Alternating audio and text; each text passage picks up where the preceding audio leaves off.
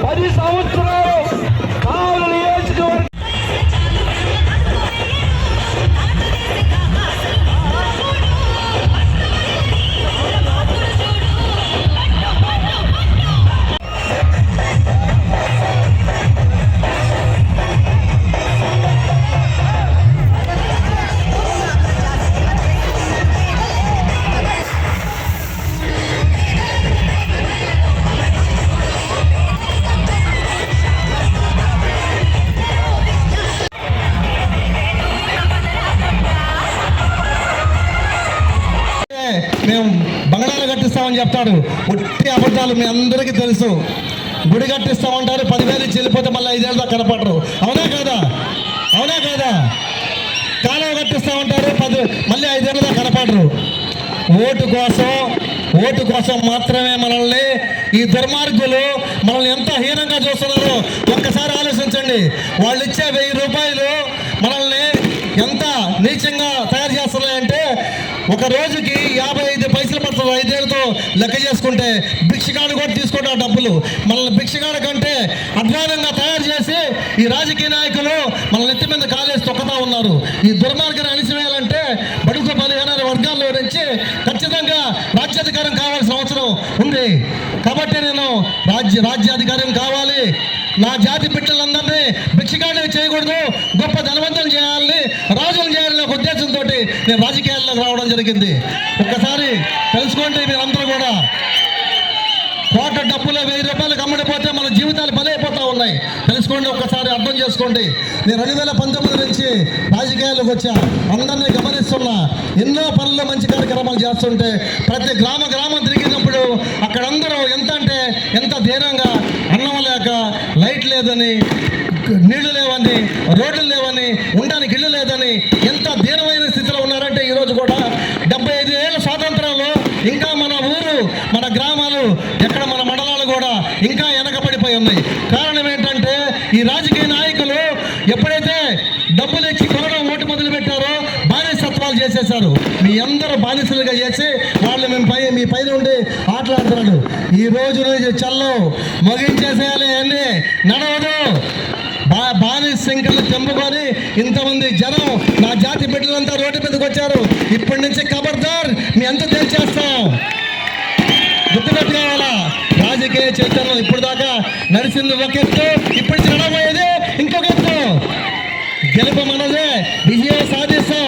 ఖచ్చితంగా బడుగు బలహీన వర్గాలందరినీ కూడా రాజులుగా తయారు చేస్తానని చెప్పని మీ అందరికీ మాటిస్తా ఉన్నాను. కాబట్టి మీరు మా అక్క చెల్లెళ్ళకి, అన్నదమ్ములందరికీ చెప్పేది ఒకటే. చాలామంది ఆయన గుర్తే లేదు, గుర్తు ఎక్కడ ఉందంటానే. మీకు బంగారం షాపులకి అక్కలారా చెల్లెళ్ళారా బంగారం కొట్టకపోతే కమ్మలో ముక్కు పెట్టుకోవడం ఏం చేస్తారు? మెల్లగా ఎత్తికి 4 జతలు తీసుకొని ఎత్తుకుంటారా లేదా? అవునా? ఎత్తుకుంటారు కదా. అలాగే మీరు బూత్లోకి వెళ్ళిన తర్వాత అక్కడికి వెళ్ళి నిదానంగా అన్న ఫోటో ఎక్కడ ఉందని ఒక 2 నిమిషాలు వెయిట్ చేయండి.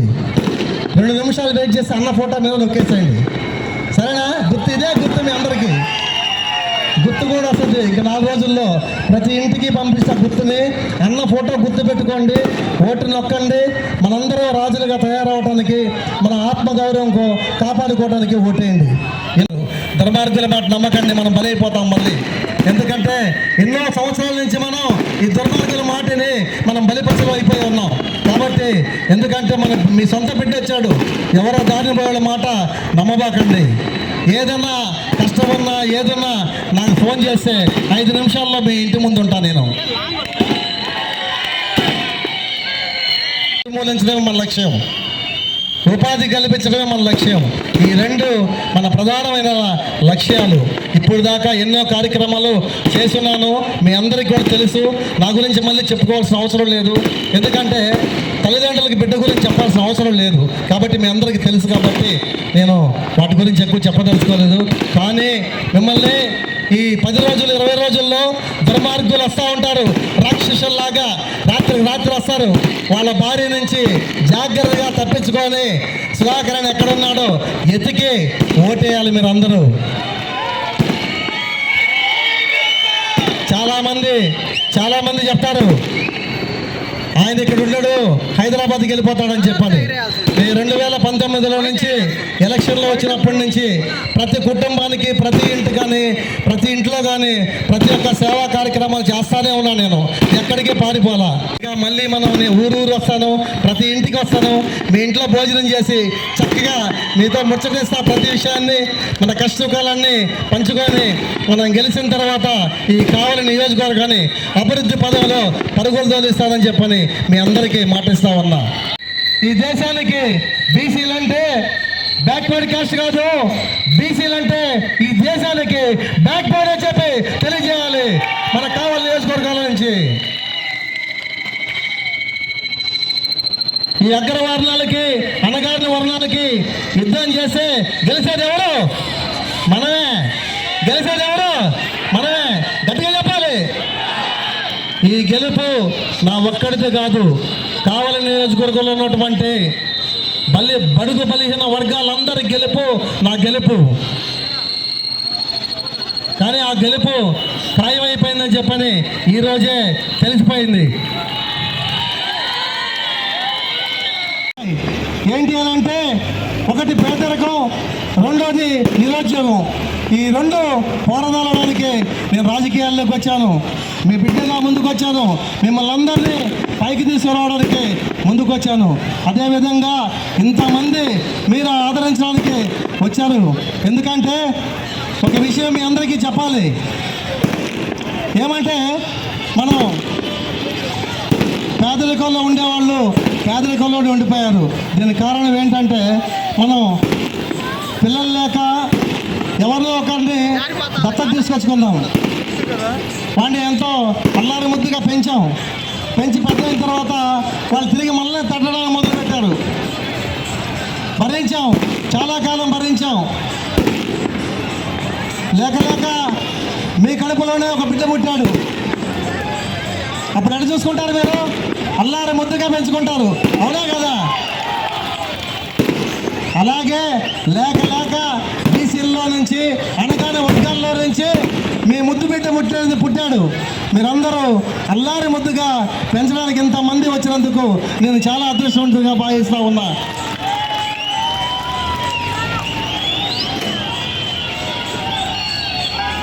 మన భారతదేశం చరిత్రలోనే మన వెనకబడిన తరగతుల నుంచి ఇండిపెండెంట్గా పోటీ చేసిన దాఖలు ఎక్కడా లేవు. దాఖలు చేసిన నేను ఇక్కడ దాఖలు చేస్తున్నాను. ఇండిపెండెంట్గా పోటీ చేస్తూ ఉంటే ఇంతమంది ఆదరణ లభించడం దేశవ్యాప్తంగా ఎదురు చూస్తూ ఉన్నారు, గర్వపడుతూ ఉన్నారు. బీసీ బిడ్డల్లో నుంచి ఇంత గొప్ప చైతన్యం వచ్చిందని చెప్పని భారతదేశం మొత్తం గర్వపడుతూ ఉంది. అనగాని వర్ణాలకి మధ్య జరుగుతున్నటువంటి భీకరమైన పోరాటం, యుద్ధం. ఈ యుద్ధంలో మనమందరినీ యోధులై పోరాడి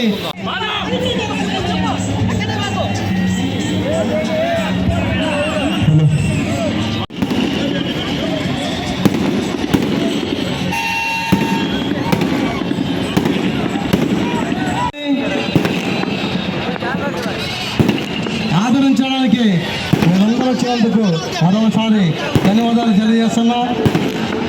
నేను ఒక నినాదంతో రాజకీయాల్లోకి వచ్చాను. గెలిస్తే న్యాయం చేస్తా, ఓడితే సహాయం చేస్తానని ఒక నినాదంతో రాజకీయాల్లోకి వచ్చాను.